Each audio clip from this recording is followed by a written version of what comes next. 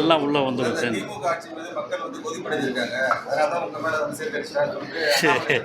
கேட்டுருக்காரு. அது சரி, அதை ட்விட்டர் யார் அடித்ததுன்னு உங்களுக்கு தெரியாத ஒன்றும் கிடையாது.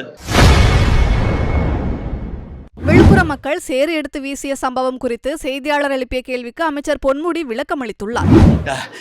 கை கொடுத்து கை வேற கொடுக்குனாங்க. நீங்கள் தான் ஃபோட்டோவிலே பார்த்துருப்பாங்க. அவங்க கை கொடுக்குறவங்க தான் அவங்க எல்லார்ட்டையும் அந்த மாதிரி கை கொடுக்குனாங்க. அது நாங்கள் மாவட்ட ஆட்சியர் எல்லோரும் இங்கே நம்ம மாவட்ட நிர்வாகி நம்ம கௌதம் சிகாமணி எல்லாம் தான் நாங்கள் இங்கே இருந்தோம். எல்லார் மேலேயும் அவங்க பின்னாலேருந்து காரை விட்டு இறங்கலன்னே ஒரு தொலைக்காட்சியில் பேசுகிறாங்க. அது எந்த தொலைக்காட்சின்னு தெரியல, உங்களுக்கு தெரிஞ்சிருக்கும். நாங்கள் இறங்கி பேச அரை மணி நேரத்துக்கு மேலே அங்கே பேசி அந்த உள்ளெல்லாம் போய் பார்த்துட்டு வந்தோம்.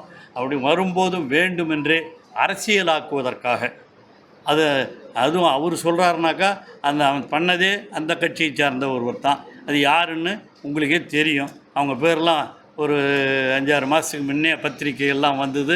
எதனால் வந்தது, எப்படி வந்தது, யாரால் வந்ததுங்கிறதெல்லாம் அவங்களுக்கு தெரியும். அதனால் பாதிக்கப்பட்டவர் அந்த கட்சியிலேருந்து யாருங்கிறதெல்லாம் உங்களுக்கு தெரியாதில்ல. பத்திரிகையாளர்கள் என்னை விட உங்களுக்கு தெளிவாக தெரியும். அப்படி இருந்தவங்க ஒரு அரசியல் பண்ணுறதுக்காக அது பண்ணாங்களே தவிர உண்மையிலேயே அங்கே பொதுமக்களுக்கு எந்த விதமான இதுவும் இல்லை.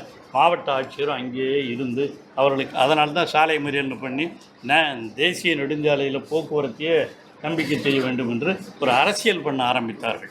அதை தடை செய்வதற்காகத்தான் நாங்கள் உடனடியாக அங்கே சென்று அங்கே இருந்த மக்களோடு பேசி அவர்களை அகற்றி அந்த தேசிய நெடுஞ்சாலையிலே போக்குவரத்தையும் சரி செய்துவிட்டு வந்திருக்கிறோம். அதான் நடந்திருக்கு. உண்மையில் அதுதான். இது சேத்த வாரி இறைக்கிறதுக்கெல்லாம் அங்கே நம்மளால் விட்டுருவாங்களா?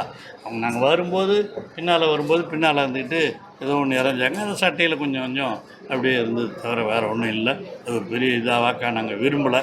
அப்படியே விரும்பியிருந்தால் அதுக்கப்புறமும் நான் அந்த பகுதிகளுக்கெல்லாம் போயிட்டு அதுக்கப்புறம் தான் எங்கள் தொகுதிக்கு பூரா நான் போயிட்டு எல்லா இடங்கள்லையும் நாங்கள் எல்லாம் பார்த்துட்டு வந்தோம். தொகுதி மட்டும் இல்லை, அதுக்கப்புறம் பல்வேறு இடங்களுக்கு சென்று இந்த பணிகளை எல்லாம் செய்து கொண்டு தான் இருக்கிறோம். அதனால் எதுவும் தடைபடலை. அவர்கள் அரசியலாக்க நினைத்தாலும் எங்கள் தமிழக முதலமைச்சர் அவர்கள் அவர் ஆணையின்படி இந்த வெள்ளத்தடுப்பை முதலில் நாம் நிறுத்த வேண்டும் என்பது தான் எங்களுடைய நோக்கம்.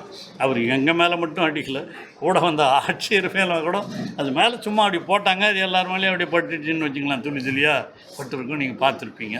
அது எந்த கட்சின்னு உங்களுக்கு தெரியும். அந்த அரசியல் ரீதியாக நான் அதெல்லாம் பேர்லாம் சொல்லி